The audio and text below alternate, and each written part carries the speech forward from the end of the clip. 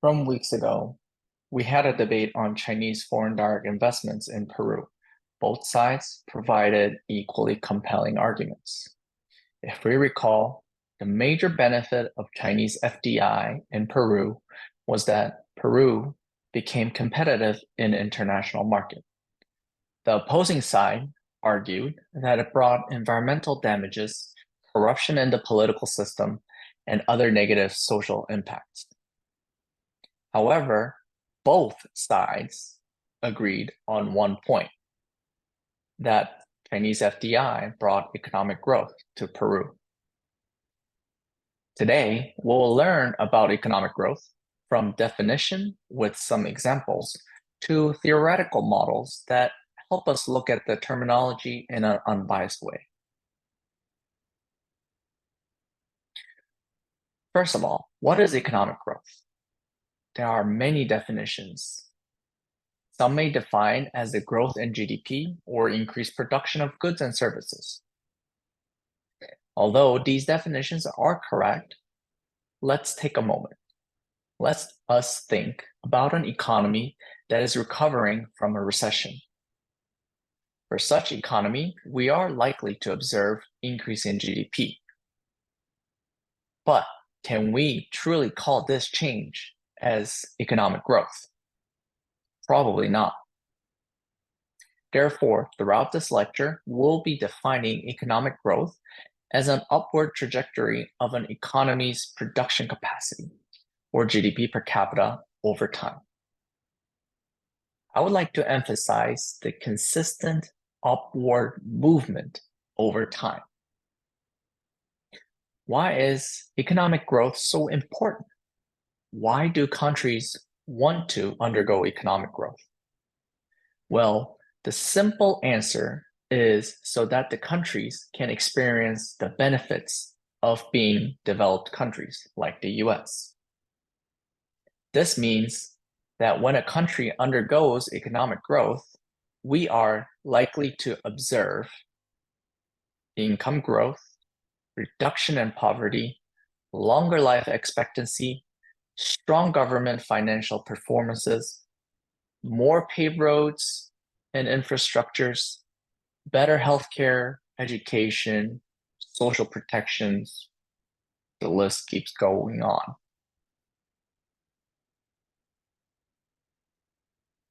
When talking about economic growth, there are three countries that are often mentioned.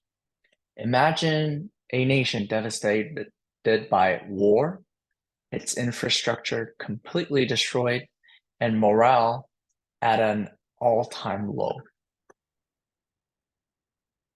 What you see on the right is a Germany post-World War II. That is Berlin. Today, Germany stands as a pillar of European stability and economic strength, as illustrated by the night view of beautiful modern Berlin sky and the cityscape. Who could have imagined there used to be a rubble there? Here we see the GDP per capita of Germany since 1820. The World War II ended in 1945, and we can see a huge dip right before 1950, illustrating how bad their economy was. The economy was set back to even 1850s level. However, since the end of the war, Germany achieved a steep, sustained growth in GDP per capita. Economic miracle wasn't just a magic. It was a combination of industrial vigor, capital investments, and integrating a skilled labor force into the economy. There are three pivotal policies that helped Germany to recover. The first is Marshall Plan, initiated by the US. This policy pumped significant funds into Europe, primarily benefiting Germany to rebuild its infrastructure and industries. The second policy is a currency reform, which stabilized the economy and curbed hyperinflation that was plaguing at the moment. The final policy involved adopting the free market capitalism with ensuring welfare for the people. The culmination of these efforts can be seen in the modern Berlin cityscape from the previous slides and also on the road. From a primarily agrarian society in the aftermath of the Korean War to the technological behemoth we recognize today, South Korea's journey is nothing short of phenomenal. Like Germany, Korea, after the Korean War, most of the country's industrial facilities were destroyed. However, unlike Germany, Korea was devoid of capital and natural resources, even skilled laborers.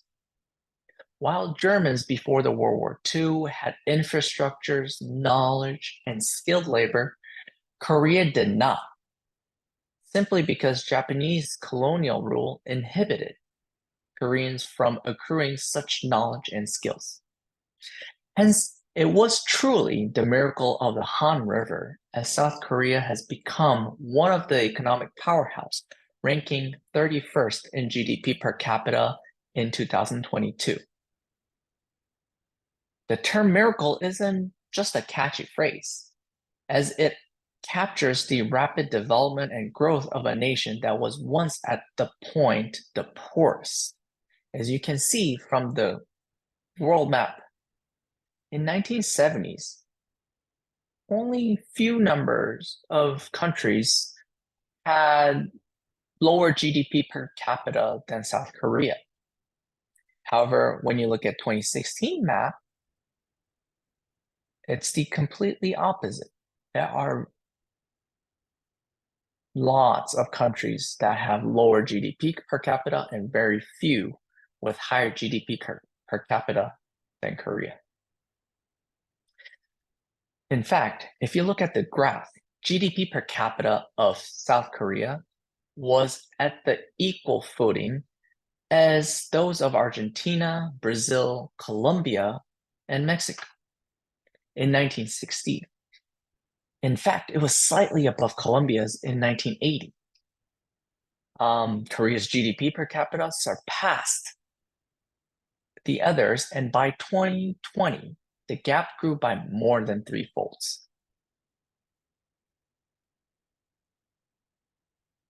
So how did the miracle happen?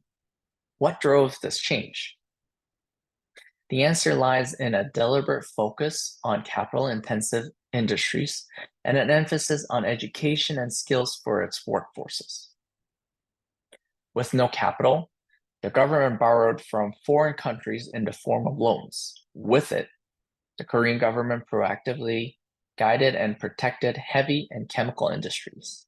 In doing so, infant stage industries in Korea were being protected from the global competition and eventually compete in the future with the power players. Additionally, the government heavily invested in education. The government knew that Korea did not have skilled and educated workforces. Such investment paid off as the labor quality improved and also led to innovations in many sectors. Finally, South Korea aggressively expanded its export base, tackling niches in the global market. These strategies culminated in the dominance of key industries technology with giants like Samsung and LG, automobile manufacturing with Hyundai and Kia, and even in shipbuilding, where South Korea is a global leader. China's story is different from the first two. Unlike Germany and Korea, China was not severely harmed from wars. Rather, their story is unique in a sense that a country that once remained isolated, once they opened that door, it transformed the country into the world's production hub. It was a combination of industrial vigor, capital investments, and integrating a skilled labor force into the economy. Today, cities like Shanghai are symbols of modernity and economic power. So how did China become the second largest economy, tailing the US? By an influx of foreign investments, state-driven capital, and leveraging its vast labor pool. In 1978, China opened its border, inviting foreign businesses to operate in China. Such initiative brought in investments, technology, and skills. In addition, regions like Shenzhen, Zhuhai, Shantou were designated as a special economic zones, offering tax incentives and favoring regulations that attracted foreign investments. Finally, China concentrated on expanding its infrastructures, like paved roads, ports, railways, airports, facilitating transportation, trade, and connectivity. Today, whether it's electronics, textiles, or telecommunications, China is a dominant player, and it is often termed the world's factory.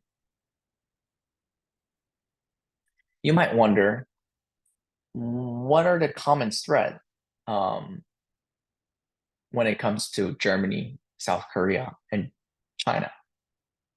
Enter the Solow growth model. Developed by Robert Solow in the mid-20th century, it is a fundamental model in economic growth theory as it provides insights into the factors contributing to long-term economic growth. Solow argued that the economic growth is about investing in tools and technology while ensuring you have the workforce to use them.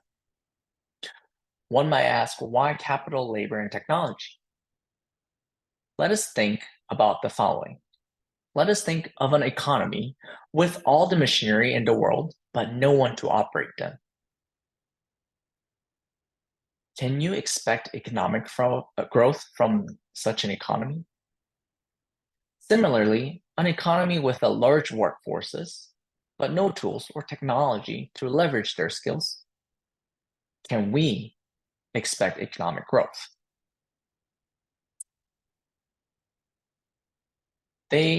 Those economies are both unable to lead a sustainable growth, economic growth.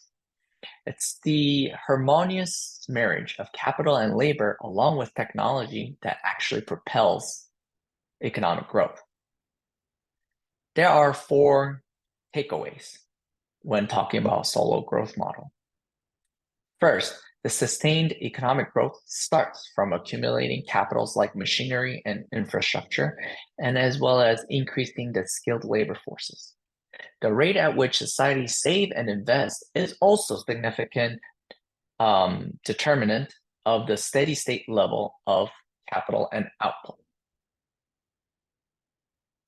Second, as more and more capital is added while keeping number of workers constant, the additional output or benefit from that extra capital tends to decrease. Such phenomenon is known as the diminishing returns. Third, over time, economies reach a point where the amount of new capital being added is just enough to replace the depreciating old capital, a phrase referred to as the steady state. In other words, there is no return or gain from additional input or capital and labor. In order to overcome this steady state, a new factor needs to be present. Technological progress is that new factor. Solow argues that technology is the only key that can drive long-run growth. Only through technological progress, the same input of capital and labor will yield more outputs even at the steady state. Let us look back at Germany, Korea, and China. In the aftermath of World War II, Germany saw a rapid rebuilding of its physical infrastructure and industries, epitomizing the role of capital in driving growth. Also, with a skilled workforce that was ready for employment post-war, and the influx of labor from East Germany post-reunification, there was a significant growth in labor contributing to economic growth. Lastly, Germany has consistently been a hub of innovation, especially in sectors like automobile manufacturing, and machinery. For Korea, under the government's protection, massive investments in infrastructure and industries happened, while the country heavily invested in education, ensuring that its workforces was not only large, but also highly skilled. Companies like Samsung and Hyundai are testaments to South Korea's technological progress.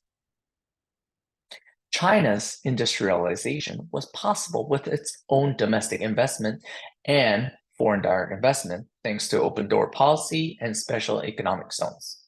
But we cannot forget about Chinese population size supplying abundant labors for the world's factory. While initially China was seen as an imitator, in recent decades, it has made significant strides in technology and innovation, especially in sectors like telecommunications and artificial intelligence. This shift toward technology-driven growth is consistent with the latter stage of the Solow model. Germany, South Korea, and China, in their unique ways, exhibit the foundational principles of Solow growth model, emphasizing the role of capital and labor and technology.